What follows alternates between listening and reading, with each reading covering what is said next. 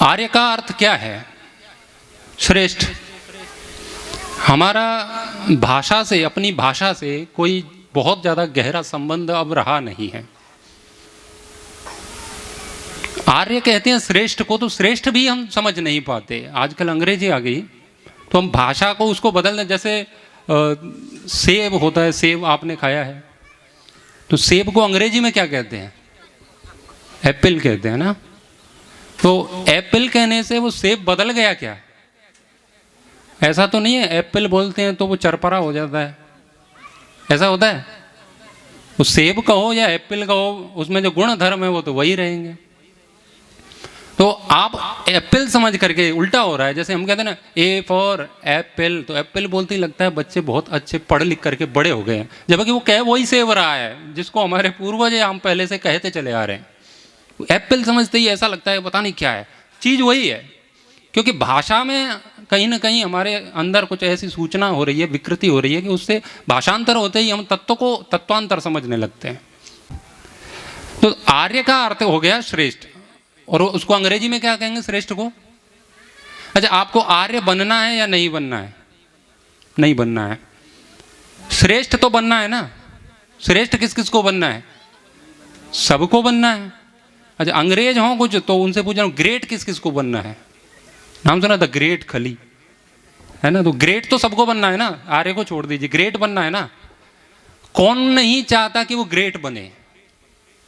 अब अंग्रेजों ने उसको ग्रेट कह दिया, हिंदी में हमने उसको महान भी कह देते हैं, दूसरी भाषाओं में महान कह देते हैं, श्रेष्ठ कह देते हैं, और एकदम संस्कृत में जाएंगे उसे आर्य कह देते हैं। तो शब्द बदला है, वास्तव में क्या है? वो जो उपाधि है, वो महानता, वो तो एक ही है ना। तो फिर आर्य शब्द ये गलत है या सही है? आप उसे श्रेष्ठ कह लो, आप उसे कुछ भी कह लो, लेकिन है तो आर्य ही। और समाज का अर्थ क्या है? समाज समझते हैं ना, तो समाज की अवधारणा हमारे अंदर में ऐसी बैठी हुई है कि समाज तो ये इस वाला समाज, ब्राह्मण समाज, ठाकुर समाज, गुर्जर समाज, ऐसे ही लगता है ये कोई जाति का समाज है। अच्छा, श्रेष्ठ लोगों की कोई जाति होती है क्या? नहीं होती ना। श्रेष्ठता तो एक अपना गुण है, वो किसी के भी अंदर आ सकता है। तो आर्य हम सबको बनना है, ग्रेट हम सबको बनना है, महान हम सबको बनना है, श्रेष्ठ हम सबको बनना है। समाज का अर्थ क्या हो गया? उसको आप अंग्रेजी में बोल लीजिए, जो कम्युनिटी बोल देते हैं उसको सोसाइटी कह देते हैं, हमारे के ये हमारी सोसाइटी है। तो ग्रेट सोसाइटी होनी चाहिए नहीं होनी चाहिए? हम जिस कॉलोनी में रह रहे हैं वो कॉलोनी ग्रेट लोगों की होनी चाहिए कि नहीं होनी चाहिए? होना चाहिए ना। तो उसको ग्रेट सोसाइटी कम्युनिटी बोल रहे हैं तो कह रहे हैं होना चाहिए, और उसको मैं अपनी पुरानी भाषा में बोल दूं कि आर्य समाज होना चाहिए कि नहीं होना चाहिए, तो बस आर्य समाज। ये भाषा का ही तो अंतर है। इसमें अगर मैं कहीं एक शब्द भी कहीं गलत बोल रहा हूं तो आप बता सकते हैं कोई भी।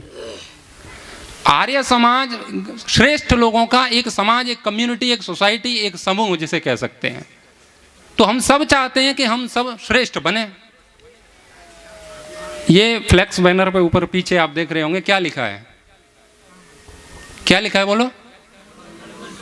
कृण्वन्तो विश्वमार्यम। इसका क्या अभिप्राय है, क्या अर्थ है इसका? समस्त संसार को श्रेष्ठ बनाओ। अच्छा, इस नारे में कोई गड़बड़ी है क्या? ऐसा तो नहीं है कि सारे संसार को निकृष्ट बनाओ, ऐसा तो नहीं कह रहे। सारे संसार को श्रेष्ठ बनाओ। तो इसमें कोई भी बुद्धिमान आप में से वो कोई गलत कह सकता है इसको? यह आर्य समाज का मूल इसमें अवधारणा है। यह हमारा नारा है आर्य समाज का, कृण्वन्तो विश्वमार्यम, समस्त संसार को श्रेष्ठ बनाओ। अब होता क्या है, आर्य समाज को बदनाम करने की कोशिश ज़्यादा की गई है। कुछ लोग क्या है ना, बराबरी नहीं कर पाते हैं ना, तो फिर वो क्या करते हैं, दूसरे की टांग खींचते हैं। जब कुछ बच्चे जाते हैं ना आर्मी में, तो वो नहीं दौड़ पाते हैं, उनको लग रहा है ये दूसरा आगे निकल रहा है, तो उसको टाल मार देते हैं, उसकी टांग में टांग दे देते हैं, वो गिर जाता है। तो कुछ ऐसे धूर्त लोगों के द्वारा आर्य समाज का ऐसा प्रचार किया गया है कि ये लोग कुछ नहीं मानते हैं, कुछ मानते ही नहीं हैं। ये राम को नहीं मानते, ये कृष्ण को नहीं मानते। अच्छा, आपका कोई दुश्मन हो जिसे आप नहीं मानते, उसकी आप अपने घर में प्रतिमा या तस्वीर चित्र लगाते हैं? नहीं लगाते ना। अच्छा, ये कह रहे हैं कि हम उस राम के विरोधी हैं जिसका हमने पोस्टर लगाया है। जिसका पोस्टर हम घर में लगाते हैं, और राम पोस्टर लगाने की भी चीज नहीं है। राम तो दिल में पोस्टर लगाने की बात है। राम ने जैसे जिया वैसे हमें जीना है। और ये कह रहे हैं ये राम को नहीं मानते। ठीक है, हम राम को नहीं मानते।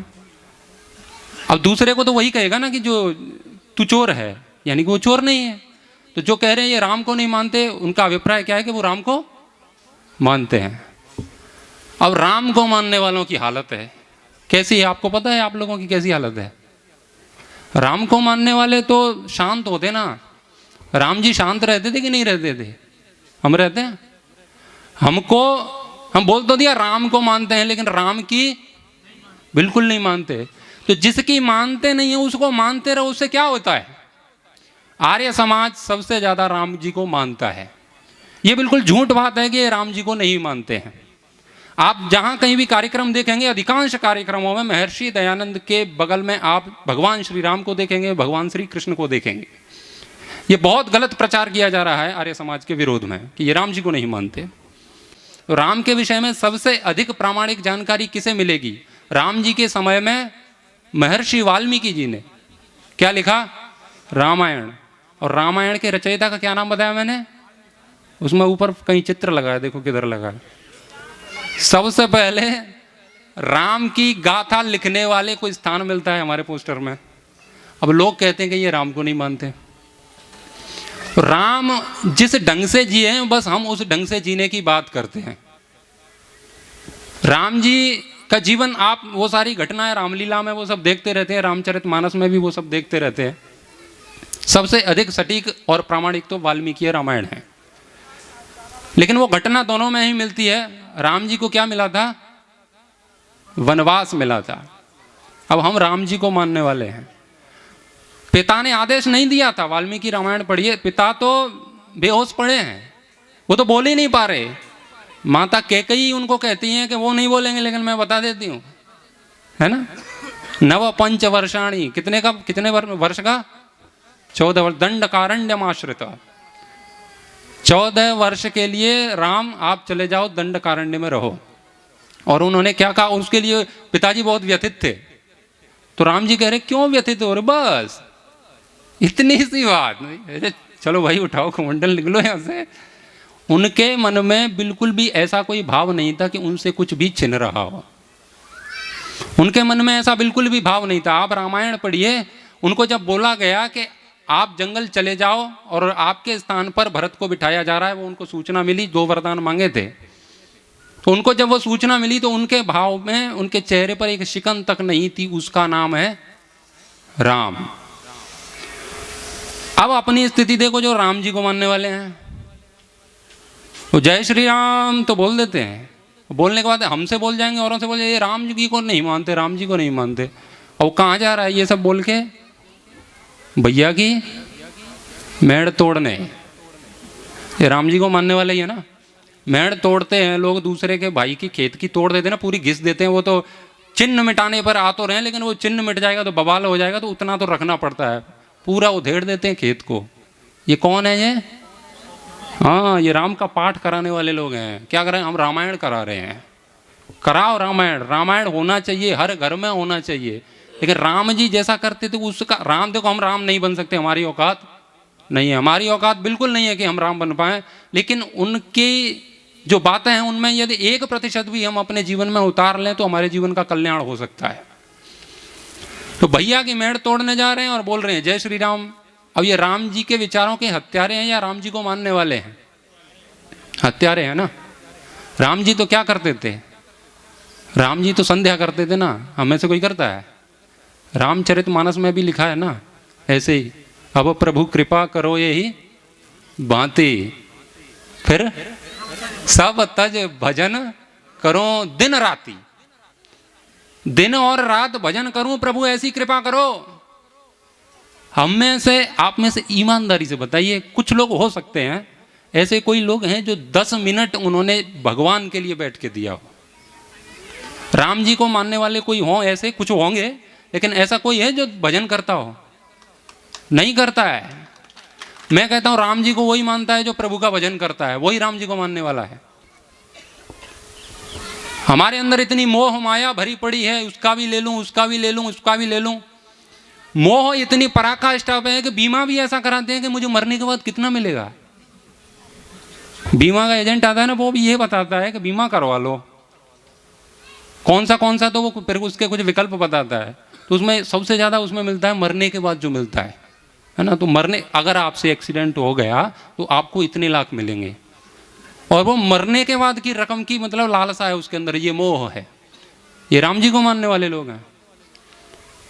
यहाँ पर आप भले ही सुन रहे हैं ना प्रवचन, कहीं से आपसे कहीं से कॉल आ जाए, जो लोग बाहर से आए हैं ऐसा फोन आ जाए कि हो गया तुम्हारा तो बंटाधार, आर्य समाज का कार्यक्रम सुन रहे हो, तब तक ये पापा ने दूसरे भैया के रजिस्ट्री कर दी, फिर क्या होगा? अरे प्रशांत तेने तो वहां काम खराब कर दो भैया, हमारी तो जमीन चलेगी पूरी। एक एक विषय पर झगड़े चल रहे हैं। राम जी कौन थे, उनके पिताजी कौन थे? चक्रवर्ती सम्राट। एक झटके में सब त्याग दिया उन्होंने, वो थे राम। भारत का उस समय के वो प्रधानमंत्री, राष्ट्रपति जो भी कहिए, उनके समकक्ष कोई भी नहीं था। एक सरपंच का जो पद होता है उसको भी हम नहीं छोड़ते हैं, उसके लिए पता नहीं क्या क्या करते हैं, और हम राम जी को मानने वाले हैं।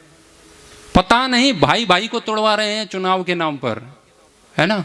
पहले हमें दंगे होंगे हिंदू मुस्लिम के नाम पर, फिर होंगे जाति के नाम पर, फिर उसमें और कोई जाति नहीं है तो फिर गोत्र के नाम पर लड़ाई झगड़े कराते हैं। अरे तू तो ये है, तू तो ये है, और झगड़ा करवा देते हैं, है ना। और फिर वो चुनाव जीतने के बाद बोलेंगे अब रामायण कराएंगे, है ना, रामायण कराएंगे अखंड, है ना। दूसरे का घर खंड खंड कर दिए और अखंड रामायण बिठा दिए उन्होंने। जीवन पूरा खंडित पड़ा है, दूसरों का जीवन खंडित करने पे तुले हुए हैं, अखंड रामायण करा रहे हैं। कराओ ना रामायण, लेकिन खंडित तो मत करो ना भैया दूसरे को। दूसरे का गला काट करके आ रहे हैं। भाई भाई में कहीं प्रेम नहीं है, भाई भाई में झगड़ा है। वहाँ वो भरत जी को सौंपने के लिए तो ये भरत कह रहे हैं चलो, वो जंगल में जाते हैं ना भरत जी, तो वो उनको बोल देते हैं कि तुम ही संभालो भैया, हो तो हम तो यहीं जटाजूट रख करके यहाँ जंगल में ही रहेंगे। तो उनको बिल्कुल भी धन संपत्ति की कोई लालसा नहीं थी। कविता लिखते हैं कवि संदीप द्विवेदी जी, वे कहते हैं कि बोलो कहां तक टिक सकोगे यदि राम सा संघर्ष हो। यदि आपके जीवन में राम जैसा संघर्ष आ जाए तो कहां तक टिकोगे? हमारी सामर्थ्य है कुछ टिकने की? सहेली कितनी यातना पर कर्तव्य सर्वोपरि रखा, त्यागशील संकल्प को जिस तरह जीवित रखा। बोलो कहां तक टिक सकोगे यदि राम सा संघर्ष हो। टिक सकते हैं हम कहीं पर भी, थोड़ी थोड़ी सी बात पर। कल मुकुट जिस पर साजना था, कल मुकुट जिस पर साजना था, आज उसे सब कुछ त्यागना था। घोषणा हो गई थी ना कि तुमको राज्य मिलेगा, और दूसरे ही दिन क्या मिला? दंडकारण्य के जंगल में जाओ भैया। वचन भी था उसको थामना। बोलो ऐसे मोड़ पर तुम धर्म में स्वयं को कब तक रख सकोगे? आप सोचो, आपके साथ जो हो रहा है आप उसमें कब तक टिक सकोगे? जो राम जी के जीवन में हो रहा है वो हमारे जीवन में हो तो हम कहां तक टिक पाएंगे? अपने आप से प्रश्न करो। जो हम दावा करते हैं कि हम राम जी को मानते हैं, हम नहीं मानते हैं। है याद वो घटना तुम्हें जब राम थे वनवास में, सिया थी हर ली गई, था कौन उनके साथ में। कुटिया जब सूनी पड़ी थी, दो भाई और विपदा बड़ी थी। हो छिन रहा एक क्षण में सब कुछ, बोलो ऐसे मोड़ पर तुम धैर्य कब तक रख सकोगे? बोलो कहां तक टिक सकोगे यदि राम सा संघर्ष हो। राम जैसा संघर्ष होगा तो हम कहां तक टिक पाएंगे? ये हमारी अपने अपने व्यक्तिगत जीवन की परीक्षा है। हम श्री राम जी के अध्याय से एक पृष्ठ भी नहीं चुन पा रहे हैं। राम जी के जीवन में जो कुछ भी था उसमें से कुछ भी उतारो, थोड़ा सा उतारो और कल्याण हो जाएगा।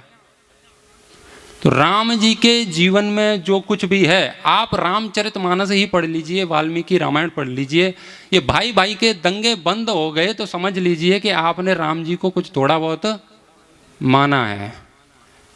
आप एक जगह देखेंगे,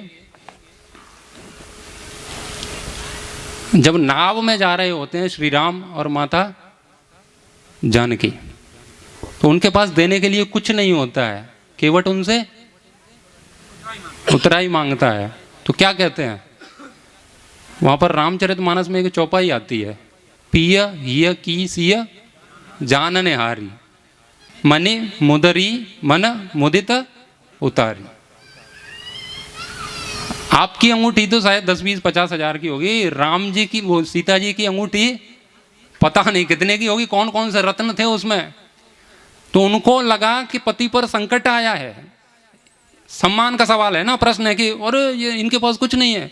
तो क्या किया माता जानकी ने, अपनी अंगूठी उतार के दे दी कि इनको दे दो और टेंशन फ्री हो जाओ, है ना, झंझट मत पालो, जब तक अपने पास है, मेरे पास है, तब तक तुम्हें किस बात की चिंता। तो ऐसा ही है कि सीता जी साथ में है, क्यों चिंता कर रहे हो जब तक हमारे पास इतना माल है। तो अब आप देखो, आपके पति पर जब संकट आ जाए, आपके पति पर संकट आ जाए और वो कुछ मांग ले आपसे, आप दोगे? नहीं देते हैं, नहीं देती हैं। जो कुच्चा का माल है ना, वो प्राइवेट रखती हैं। मैं झूठ बोल रहा हूँ तो बता सकते हैं मेरे को, है ना। नोटबंदी में पुराने नोट निकले थे महिलाओं के, पति परेशान था, खाद के लिए कर्जा लेके जा रहा है ना, दूधिया के पास भाग के जा रहा है, दे दे भैया 2000, पत्नी पे माल भरा पड़ा तकिया में, है ना। और वो कह रही है आर्य समाज जी तो राम को नहीं मानते, ये राम को मानते हैं, है ना। भाई पति पर संकट है, तुम्हारे पास जो कुछ है उसका सहयोग करो। तो ये राम को मानना है कि तकिया में माल छुपाना और फिर पति से और डिमांड करना, है ना, कि मुझे ये चाहिए, मुझे ये चाहिए। और पता है कि पति कैसे गृहस्थी चला रहा है, तब भी तुम उनके कितना परेशान करती हो। फिर कहते हैं कि हम माता सीता को मानते हैं, हम श्री राम को मानते हैं। तो ऐसे नहीं चलेगा। माता सीता का जो श्री राम के प्रति जो समर्पण था, उसमें से थोड़ा सा भी समर्पण पत्नियों का पति के प्रति होगा तो मैं मानूंगा कि हम रामचरितमानस या रामायण को थोड़ा बहुत मानते हैं। हम सब मोह माया में फंसे हुए हैं। रामचरितमानस क्या कहता है उसके लिए? उमा कहाँ हूं मैं अनुभव अपना, उससे आगे जप हरि भजन जगत सब सपना। अरे छोड़ो सब मोह माया, जंजाल है, क्या जपना है? प्रभु का नाम जपो। कि राम जी ने जैसा जैसा किया है, सरल शब्दों में इतनी सी बात है, राम जी ने जैसा किया है वैसा करिए। रामचरितमानस में भी जो भी लिखा है वो भी आप अपने जीवन में धारण कर लीजिए। वो सरल शब्दों में है। आपको वाल्मीकि रामायण पढ़नी है तो उसमें और कुछ अच्छे से मिलेगा। भगवान श्री राम कहते हैं कि मैं 2 प्रकार की बात नहीं करता हूँ। माता कई जब उनसे कहती हैं कि देखो वचन तो इन्होंने दे दिया, लेकिन तू मत फिर जाना, कम से कम तेरे पिताजी का तो हाल खराब है।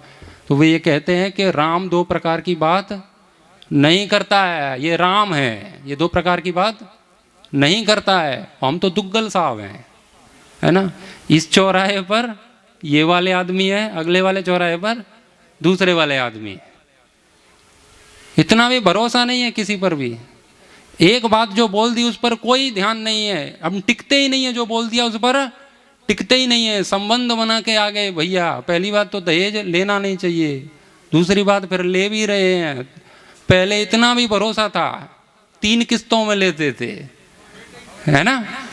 पहले लगन दे के आए, फिर दरवाजे तक लेके आए, फिर बाद में थाली कर रहे हैं। अब समधी साहब बोल रहे हैं पूरा पेमेंट जमा करके जाओ, फिर यहाँ रख दो, भरोसा नहीं है। और ये सब राम जी को मानने वाले हैं, ध्यान रखना, ये पॉइंट ध्यान रखना। ये सब राम जी को मानते हैं।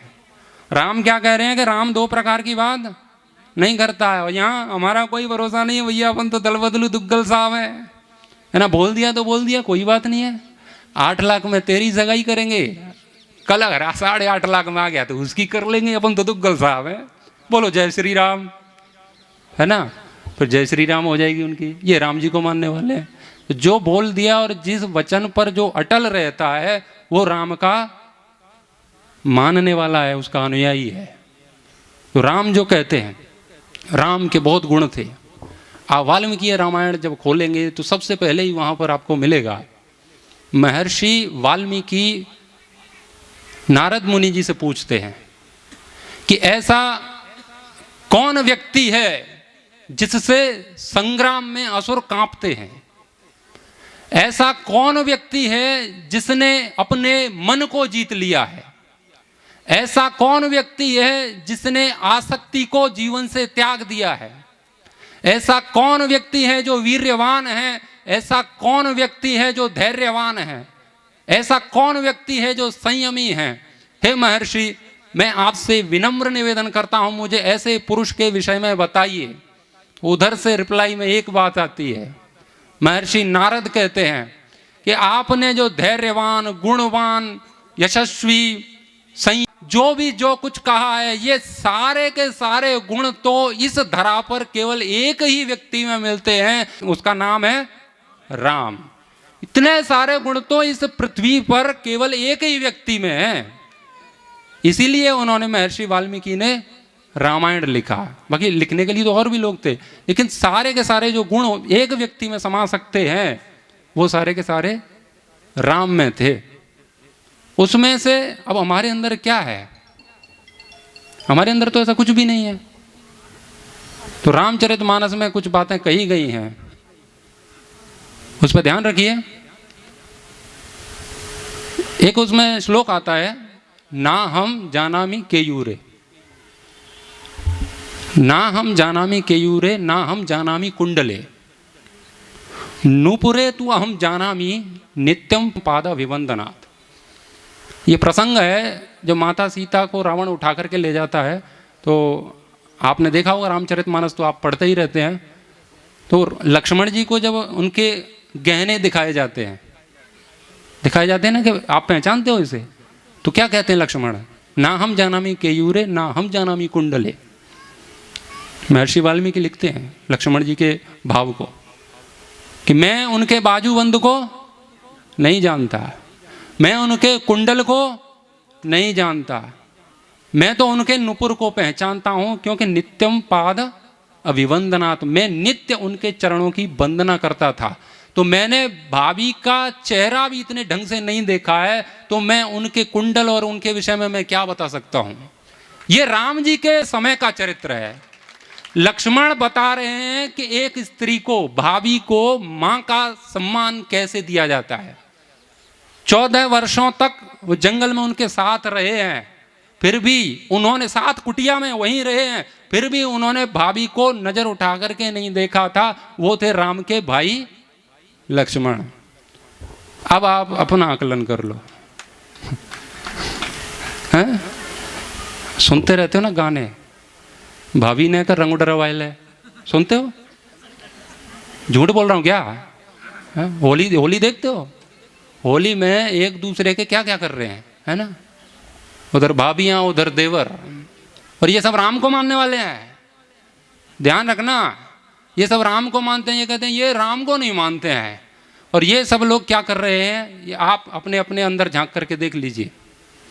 देवर और भाभी के संबंध बहुत खराब हैं।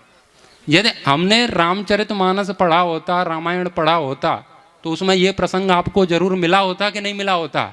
और आपने वो पढ़ा होता तो आपको वहां पर मिला होता, तो उससे कुछ सीखा होता कि नहीं सीखा होता। तो सीखते तो जो गलत हम कर रहे हैं उस गलत से बचते कि नहीं बचते। तो हमने तो रामचरितमानस पढ़ा ही नहीं, हमने तो रामायण पढ़ा ही नहीं। तो केवल जय श्री राम के नारे देने से कुछ नहीं होगा। तो जो जीवन चरित्र राम जी का अंकित है रामायण में, उसमें से कुछ जीवन में अपना लो। और आप आचार्य श्री को सुनेंगे, बहुत ही क्रांतिकारी उद्बोधन आपको सुनने को मिलेगा। आप सभी ने मेरी बात को शांति से सुना, आप सभी का बहुत बहुत धन्यवाद। ओम।